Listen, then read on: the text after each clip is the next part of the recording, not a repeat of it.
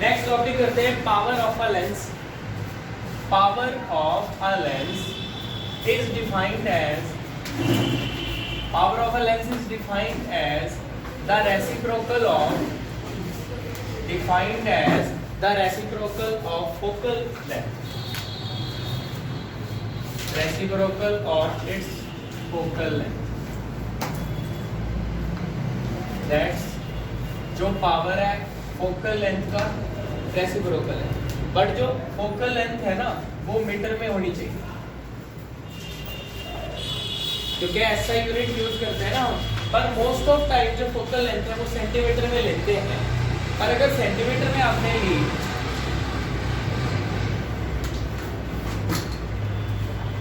अगर सेंटीमीटर में आपने ली है तो कितना आएगा पावर 100/f।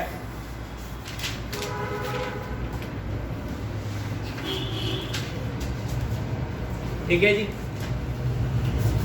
एक और देखो, एक ये फॉर्मूला है रेसिप्रोकल ऑफ फोकल लेंथ अगर मीटर में है, 100/f अगर सेंटीमीटर में है। एक और बनता है, आप ऐसे भी लिख सकते हो, आप ऐसे लिखते हो ना, according to lens maker formula, lens maker formula क्या था? 1/f is equal to n-1 into 1/r1 minus 1/r2, ऐसा ही था ना। बट 1/f क्या था अभी बताया आपको। रेसिप्रोकल ऑफ फोकल लेंथ क्या होता है? पावर। देयरफॉर पावर का एक और फॉर्मूला बनता है, वो ये है। सो ये भी पावर का फॉर्मूला है। 3 फॉर्मूले आपको बता दिए पावर के। और जो पावर है उसको लेते हैं डायोप्टर में। SI यूनिट इसकी डायोप्टर है, कैपिटल D से इसको डिनोट किया जाता है। आपकी स्पेक्स का जो नंबर होता है ना, लेफ्ट आई राइट आई का, आप कहते हो +1.5 है या 2.5 है, वो पावर होती है। ठीक है, ये पावर होती है। इसके बाद हम चेक करेंगे कि किस लेंस के लिए पावर पॉजिटिव आएगी, किसके लिए नेगेटिव आएगी। देखो, हमारे पास एक है कन्वेक्स, एक है कनकेव। ऐसे देखो, मान लो रेज पैरेलल आ रही है, बस आप फोकस का बताओ, आप फोकल लेंथ बताओ बस। जैसे रेज पैरेलल आ गई तो फोकस पे जाके मिलेंगी, ये इसका फोकस है। तो ये C से F तक फोकल लेंथ, इसकी जो फोकल लेंथ है वो क्या है? लाइट के डायरेक्शन में पॉजिटिव। सो पावर क्या होती है? 1/f, वो भी क्या होगी? तो अगर न्यूमेरिकल आता है कन्वेक्स के लिए तो आप उसकी पावर पॉजिटिव लोगे, और न्यूमेरिकल में अगर आ गया कनकेव,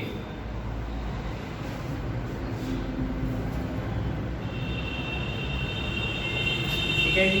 तो ये पैरेलल रेज आई, डाइवर्ज करेंगे, एक यहाँ पे एक ऐसे, बट अपीयर होगा कि F से आ रही है, तो C से F तक ये आपके पास क्या है? Focal length.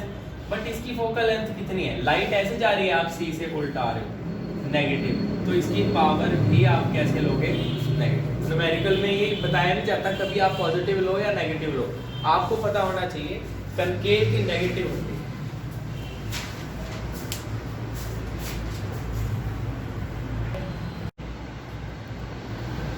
नेक्स्ट टॉपिक करते हैं थिन लेंसेज इन कांटेक्ट। कि अगर आप इस टॉपिक में हम क्या करेंगे कि अगर आप थिन लेंसेज को कांटेक्ट में रखते हो, इकट्ठे आप रखते हो, उनको कंबाइन करके, तो कॉम्बिनेशन की 2 लेंसेज जो होंगे ना, उनके 2 या 2 से ज़्यादा, उनका जो कॉम्बिनेशन है, इफेक्टिव फोकल लेंथ क्या होगी और इफेक्टिव पावर क्या होगी कॉम्बिनेशन की, ये पता करना है हमें।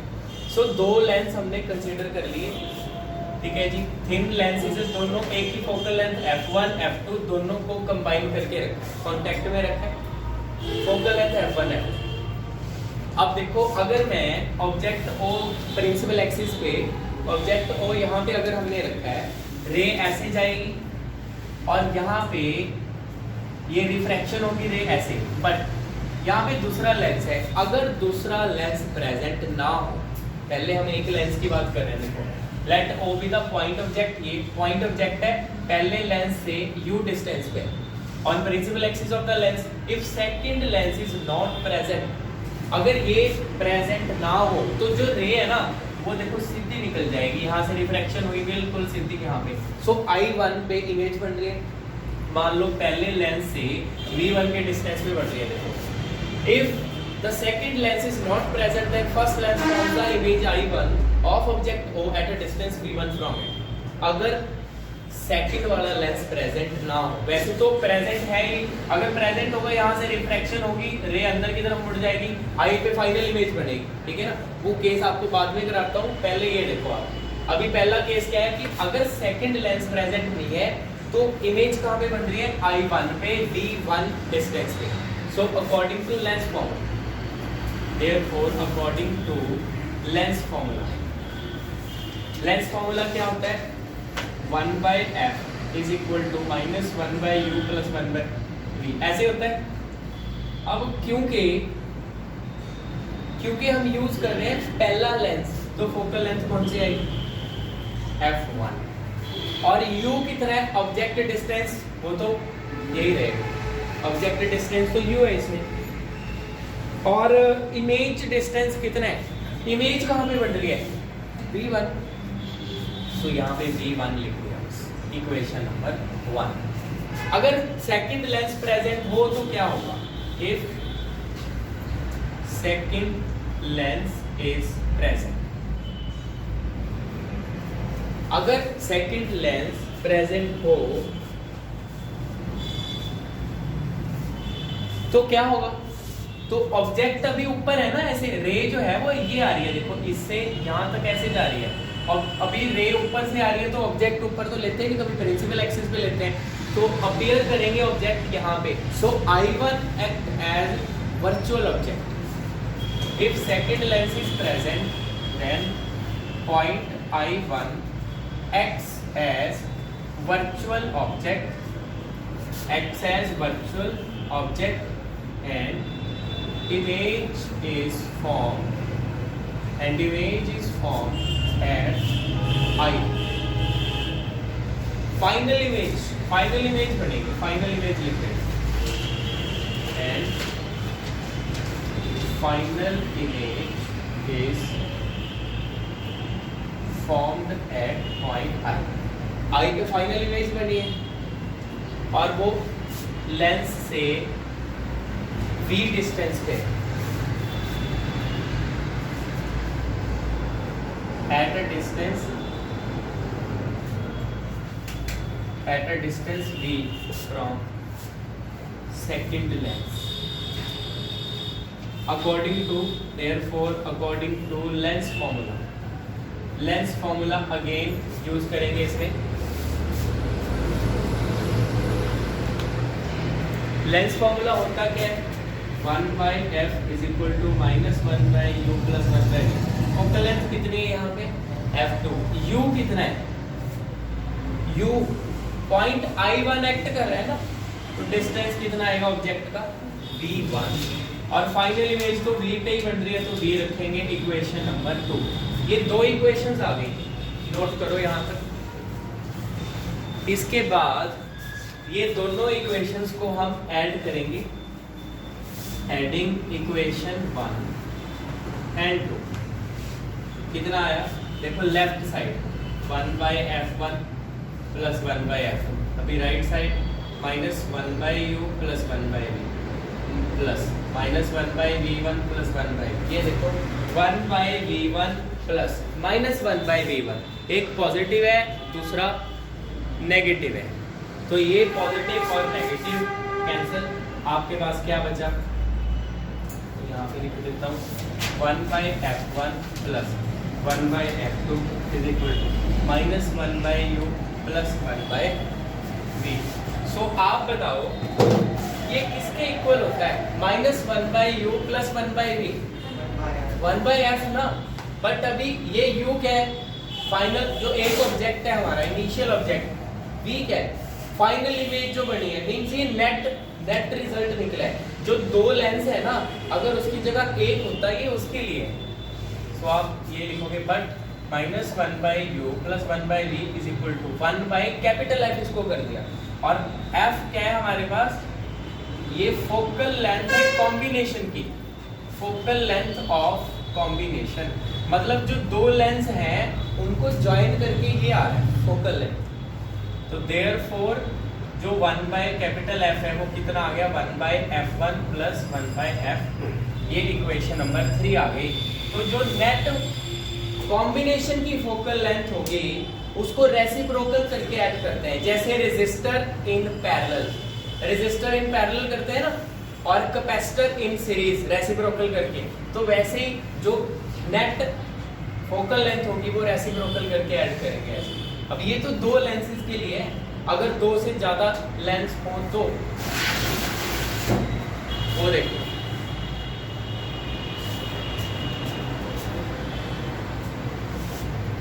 इसके बाद देखो, if n lenses are placed in contact, then तो आप कैसे लिखोगे, 1/F is equal to 1/F1 plus 1/F2 1/F3 and so on Fn तक, अगर n हो, समझ गए। ऑल्सो 1/F क्या होता है, 1/F पावर, तो जो टोटल पावर आई ना, also effective power is, effective power of the combination is, of the combination is, ये पावर 1/F1 पावर पहले की, 1/F2 दूसरे की पावर एंड सो ऑन, जितने लेंसेज हैं सबकी पावर आप ऐड करोगे, ठीक है। तो आपको बता दिया फोकल लेंथ का, ये फोकल लेंथ के बारे में पता चल गया आपको, पावर के बारे में पता चल गया। लीनियर मैग्निफिकेशन का भी करते हैं, equivalent and equivalent magnification is, equivalent magnification is, जो मैग्निफिकेशन है वो मल्टीप्लाई हो जाएगी, पहले लेंस की, दूसरे की, तीसरे की and so on an lenses तक। हाँ जी, समझ गए। फोकल लेंथ रेसिप्रोकल करके ऐड होगी, पावर डायरेक्ट ऐड होगी, लीनियर मैग्निफिकेशन मल्टीप्लाई होगी। सो ये आपको पता हो। सो ये चैप्टर 2 रिफ्रैक्शन का खत्म होता है।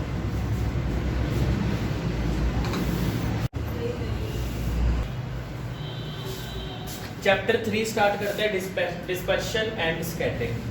डिस्पर्शन ऑफ लाइट क्या होता है, वाइट लाइट की स्प्लिटिंग, उसके साथ कॉन्सिक्वेंट कलर्स में, विबग्योर में, जब वाइट लाइट विबग्योर में स्प्लिट हो जाती है ना, कॉन्सिक्वेंट तो साथ ही है विबग्योर, जब उसमें स्प्लिट हो जाती है उस फिनोमेना को बोलते हैं डिस्पर्शन। डिस्पर्शन करने के लिए सबसे कॉमन डिवाइस जो हम यूज करते हैं वो क्या है, प्रिज्म। और डिस्पर्शन आप कहाँ देख सकते हो, रेनबो में। Rainbow is one of the best example of dispersion of, ठीक है। सो रेनबो जब बनता है ना, उसमें जो आफ्टर रेन, आपको पता है आफ्टर रेन अगर धूप निकले तो बनता है, क्योंकि जो ड्रॉपलेट्स हैं, छोटी छोटी ड्रॉपलेट्स है ना, वो लाइट की डिस्पर्शन करती हैं, लाइट को स्प्लिट कर देते हैं उसके कॉन्सिक्वेंट कलर्स में, तो रेनबो बनता है। सो प्रिज्म चैप्टर में इसमें मेनली हम पढ़ेंगे प्रिज्म के बारे में। प्रिज्म जो डिस्पर्शन करेगा उसको पढ़ेंगे, ठीक है। सो जो सिंपल प्रिज्म है वो क्या है, एक होमोजेनियस है, ट्रांसपेरेंट है। होमोजेनियस बिल्कुल एक जैसा मटेरियल यूज हुआ है, और ट्रांसपेरेंट मटेरियल है, रिफ्रैक्टिंग मीडियम है। रिफ्रैक्शन तभी होगी ना अगर ट्रांसपेरेंट होता है, ट्रांसपेरेंट अगर नहीं हो तो रिफ्रैक्शन नहीं होगी। So bounded by at least two non parallel plane. देखो ये दो प्लेन है, दो नॉन पैरेलल होने चाहिए, जो हम, जरूरी नहीं है प्रिज्म इस शेप का हो, सर्च करना डिफरेंट शेप्स ऑफ प्रिज्म, बहुत सारी शेप हो सकती है, पर जो हम यूज करते हैं नॉर्मली वो ऐसा है, हम यूज करते हैं इक्विलैटरल प्रिज्म या आइसोसेलेस, वैसे इक्विलैटरल हम यूज करते हैं। वो सारे जो साइड्स है ना सेम लगता है हमें हर साइड से, ठीक है। तो इसमें ये दो नॉन पैरेलल तो होने चाहिए, मतलब अगर दो नॉन पैरेलल है तो हम उसको प्रिज्म बोलेंगे, ठीक है। So at least bounded by at least two non parallel plane surfaces inclined at some angle. और देखो एक ये सरफेस है, एक ये, जो बीच में एंगल है उसको बोलते हैं एंगल ऑफ प्रिज्म। और जो ये सरफेसेस है ना वो क्या है, रिफ्रैक्टिंग सरफेस। ये भी रिफ्रैक्टिंग सरफेस है। रिफ्रैक्शन यहाँ से भी हो सकती है, यहाँ से भी और नीचे से भी। ये भी इसका रिफ्रैक्टिंग सरफेस ही है, समझ गए। तो एंगल ऑफ प्रिज्म यहाँ पे भी है, ये भी है और ये भी है, क्योंकि डायग्राम के हिसाब से दो नॉन पैरेलल प्लेन्स के बीच में जो एंगल होता है वो एंगल ऑफ प्रिज्म। ये इक्विलैटरल प्रिज्म मैंने बनाया, समझ गए। तीनों एंगल यहाँ पे सेम रहेंगे। सो ये है प्रिज्म। नेक्स्ट टॉपिक करते हैं refraction due to a prism. इसमें मेनली एंगल ऑफ डेविएशन इसमें चेक करेंगे कितना होता है। एंगल ऑफ डेविएशन के बारे में है ये कम, ठीक है जी। देखो ये हमारे पास है प्रिज्म ABC, ये प्रिंसिपल सेक्शन है इसका। लेट ABC भी, इसको प्रिंसिपल सेक्शन बोलते हैं। मतलब इसके, समझ गए ना, इसके प्लेन्स को पूरा काउंट कर दिया, मतलब पूरे प्रिज्म को ही बता दिया, ABC पूरा प्रिज्म, ठीक है। यहाँ पे एक रे इंसिडेंट करती है ऐसे पॉइंट B पे। तो ये देखो जहाँ पे इंसिडेंट की सरफेस ऐसे है ना, इसका नॉर्मल ये होगा परपेंडिकुलर। नॉर्मल के साथ एंगल I बनाया, एंगल I क्या है, एंगल ऑफ इंसिडेंट। और ऐसे जानी चाहिए, पर क्योंकि रेयर से टेंसर जा रही है तो नॉर्मल की तरफ मुड़ गई ऐसे। फिर यहाँ पे C पे जाके, अब पहले तो देखो ऐसे जानी चाहिए थी, थोड़ा डेविएट कर गई, अपने रास्ते से मुड़ गई ना। मान लो ये डेविएट कर गई डेल्टा वन डेविएट कर गई। और फिर ये ऐसे जानी चाहिए, ऐसे C पे इंसिडेंट किए ऐसे।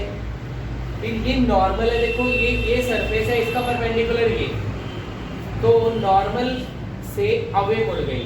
जब डेंसर से रेयर जाएगी इस नॉर्मल से अवे इस तरफ, जो रे किसी मटेरियल में एंटर करने के बाद निकले, एमर्जेंट रे बोलते हैं उसको। और ये नॉर्मल के साथ इसने जो एंगल बनाया, एंगल की, एंगल ऑफ एमर्जेंस, जैसे एंगल ऑफ इंसिडेंस है वैसे एंगल ऑफ एमर्जेंस, ठीक है। सो बट अगर आप ये वाली रे देखो, ये ऐसे जानी चाहिए थी, बट मिल हमें ऐसे रही है, डेविएट करिए ना ये भी, तो ये भी डेविएशन है डेल्टा 2। थोड़ी डेविएट यहाँ पे की, फिर कुछ यहाँ पे डेविएट कर गई। नेट डेविएशन कितनी हुई, ये देखो रे ऐसे गई, ऐसे जानी चाहिए, बट हमें मिल ऐसे गई है, ये एमर्जेंट रे ऐसे। तो जो ये एंगल हुआ ना ये वाला, वो नेट क्या है, एंगल ऑफ डेविएशन है, नेट। समझ रहे हो आप, एंगल ऑफ डेविएशन है डेल्टा, ये हमें पता करना है इसमें। यहाँ पे इसको ज्वाइन कर दो आप, मान लो ये पॉइंट है O और इस पॉइंट को लिख दिया, ये A आपके पास है एंगल ऑफ प्रिज्म, इस पॉइंट को लिख दिया M पॉइंट, ये वाला पॉइंट, ठीक है। ये दोनों नॉर्मल जो है इनको ज्वाइन करके पॉइंट O लिख दिया हमने। सबसे पहले तो ये देखो आप, ABC प्रिंसिपल सेक्शन है, एक है refracting angle prism, angle of prism, या फिर रिफ्रैक्टिंग एंगल ऑफ प्रिज्म, समझ गए ना। A'B ये रे है इंसिडेंट रे, जैसे इंसिडेंट की नॉर्मल की तरफ मुड़ गई BC के अलोंग BC, और C पे अगेन रिफ्रैक्शन हो गई, C पे अवे मुड़ गई नॉर्मल से, और एमर्जेंट रे CD के अलोंग निकल रही है। एंगल E क्या है, एंगल ऑफ एमर्जेंस लिखा है इसमें, हो गया। अब सबसे पहले जो मेन है एंगल ऑफ डेविएशन होता क्या है, the angle between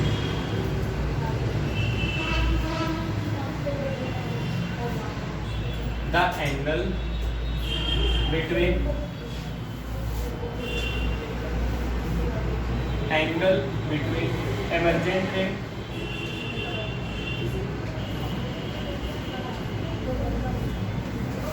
and direction of between emergent ray and direction of incident ray।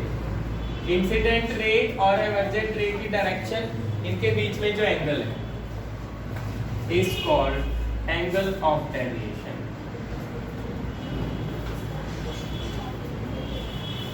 इसको डेल्टा से लिखते हैं, ठीक है। आप ये बताओ, देखो अगर ये पता करना हो in triangle B M C, in triangle B M C जो डेल्टा है ना वो एक्सटीरियर एंगल है और वो किसी ट्राइंगल के दो अपोजिट इंटीरियर एंगल के सम के बराबर होता है, डेल्टा 1 प्लस डेल्टा 2, ऐसे होगा ना इक्वेशन नंबर 1। अब देखो डायग्राम से ही, डायग्राम से ये रे यहाँ पे इंसिडेंट हुई, ये एंगल ऑफ इंसिडेंस, तो नॉर्मल के साथ जो रिफ्रैक्टेड रे ने एंगल बनाया उसको कैसे लिखोगे, R1 पहला रिफ्रैक्शन। और यहाँ पे भी तो ये नॉर्मल है, नॉर्मल के साथ मान लो एंगल ऑफ इंसिडेंस R2 बनाया, ये जो रे है वो यहाँ पे जाके नॉर्मल के साथ एंगल बनाएगी, एंगल ऑफ इंसिडेंस R2, ये नॉर्मल के साथ एंगल ऑफ रिफ्रैक्शन E है। सो फ्रॉम द डायग्राम या फ्रॉम द फिगर ये अपोजिट एंगल क्या होने चाहिए, इक्वल। जैसे ये एक लाइन, ये पहले समझ लो, कि समझने की चीज है, आप लिखने में लगे हो बाद में टाइम मिल जाएगा। एक लाइन ये, एक ये, तो ये पूरा एंगल इस पूरे एंगल के इक्वल होगा। सो एंगल आई किसके इक्वल है, डेल्टा 1 प्लस R1। एंड इस तरफ भी एंगल ई देखो किसके इक्वल है, एक लाइन ये, एक ये, अपोजिट पूरा। तो angle E is equal to R2 plus delta 2। इससे डेल्टा 1 कितना आया, I माइनस R1। इससे डेल्टा 2 कितना आ गया, E माइनस R2। डेल्टा 1 भी आ गया, डेल्टा 2 भी। इसको इक्वेशन नंबर 1 में पुट कर दो, पुटिंग इन इक्वेशन नंबर 1।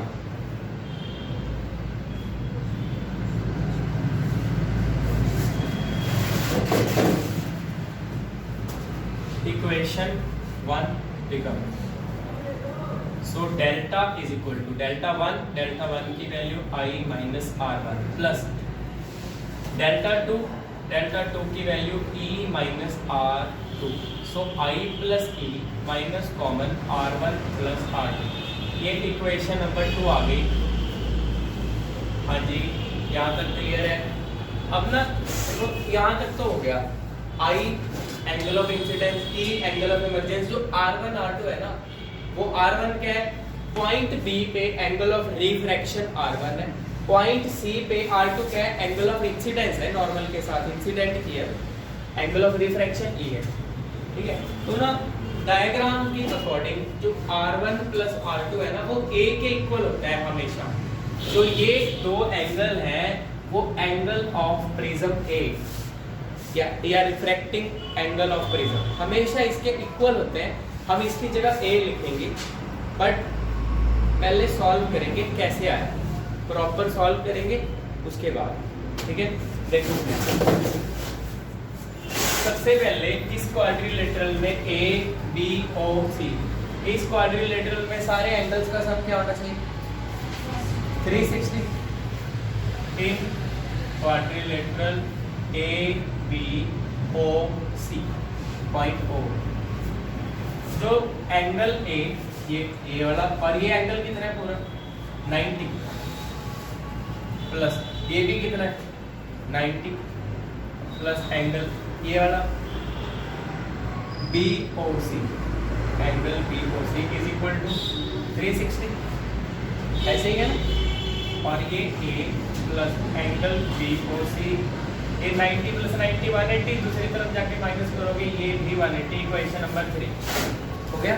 यहाँ तक समझ आया अभी और ये वाले ट्राइंगल BOC, अगर ये ट्राइंगल कंसीडर करें, इन ट्राइंगल BOC सारे एंगल्स का सम कितना होगा, ट्राइंगल में 180। तो ये R1 plus R2 plus angle BOC, ये 180 होना चाहिए। Equation number 4 from 3 and 4, from equation 3 and 4, ये भी 180, ये भी क्या है, अगर ये इक्वल है तो ये साइड्स भी क्या होनी चाहिए, इक्वल। सो ये एंगल A प्लस BOC, ये साइड, इसकी ये side R1 plus R2 plus angle BOC, दोनों तरफ आ गया BOC कैंसल। सो A कितने के इक्वल आ गया, R1 plus R2। Equation number 5, जो A है ना एंगल ऑफ प्रिज्म, हमेशा R1 प्लस R2 के इक्वल होता है। सो हम क्या करेंगे, इस इक्वेशन में पुट कर देंगे, putting in equation number 2। Second equation में पुट करेंगे इसको,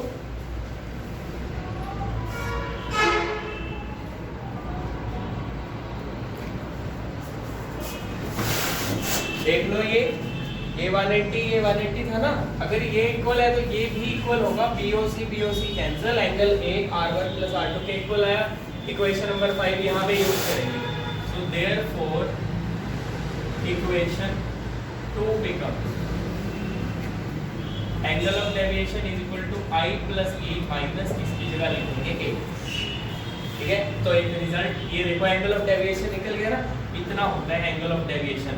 वैसे आप ऐसे भी लिख सकते हो, A इस तरफ ले आओ, delta plus A is equal to I plus E। ये फेमस रिजल्ट है इसका। किसी भी प्रिज्म के लिए आप डायग्राम सेम बनाओगे, ये डायग्राम यूज होगा हर एक टॉपिक में, और ये भी यूज होता है, delta plus A is equal to I plus E। Next topic करते हैं, deviation produced by a prism of small angle. Thin prism की बात हो रही है। अगर प्रिज्म थिन है तो डेविएशन, कैसी डेविएशन प्रोड्यूस करेगा, देखो ये ABC principal section of prism ABC। ठीक है, डायग्राम बिल्कुल पहले की तरह है, बिल्कुल सेम। ये angle I, angle R1, angle R2, angle A। सबसे पहले देखो रिफ्रैक्शन कितने पॉइंट्स पे हो रही है, दो, एक B पे रिफ्रैक्शन हुई, दूसरी C पे। स्नेल्स लॉ लगेगा दोनों पे। ये रेयर का रिफ्रैक्टिव इंडेक्स N1, टेंसरवेटिव का रिफ्रैक्टिव इंडेक्स N2। तो सबसे पहले एट इंटरफेस AB, ये इंटरफेस AB पे अकॉर्डिंग टू स्नेल्स लॉ के according sine I by sine R1 is equal to, अब 1 से जा रहे हो 2 में, N2 बाय N1, ऐसे ही आएगा। और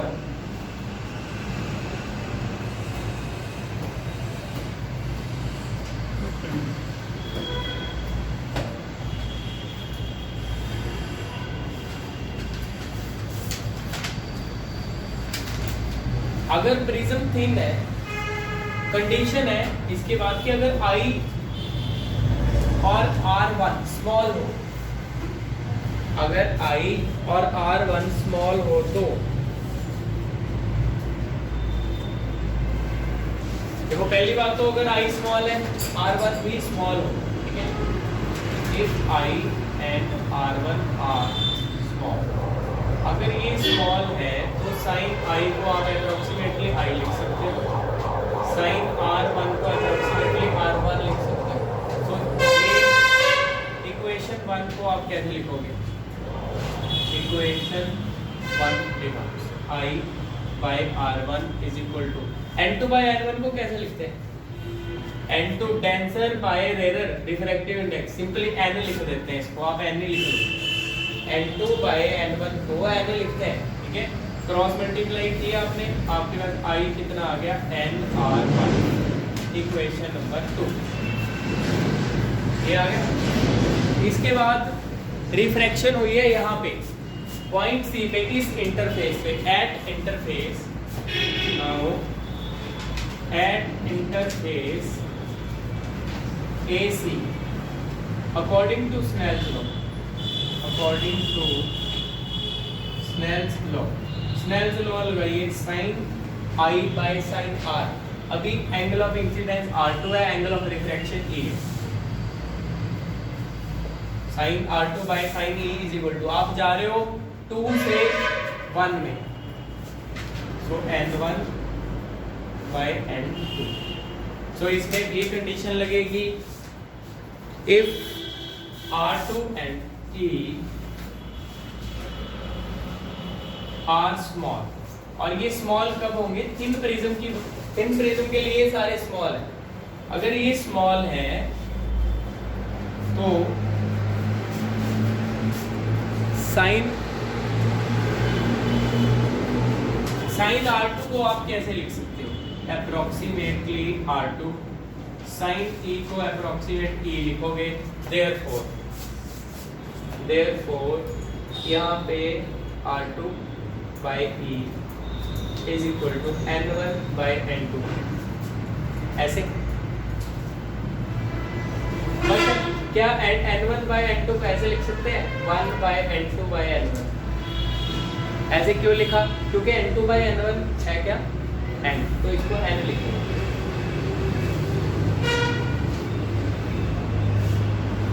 क्रॉस मल्टीप्लाई की E कितना आ गया NR2। सो इक्वेशन नंबर 2 में एंगल I हमारे पास आ गया, इक्वेशन नंबर 3 में एंगल E हमारे पास आ गया। और इससे पहले मैंने आपको कराया deviation produce by a prism कितनी होती है? We know deviation produce by a prism is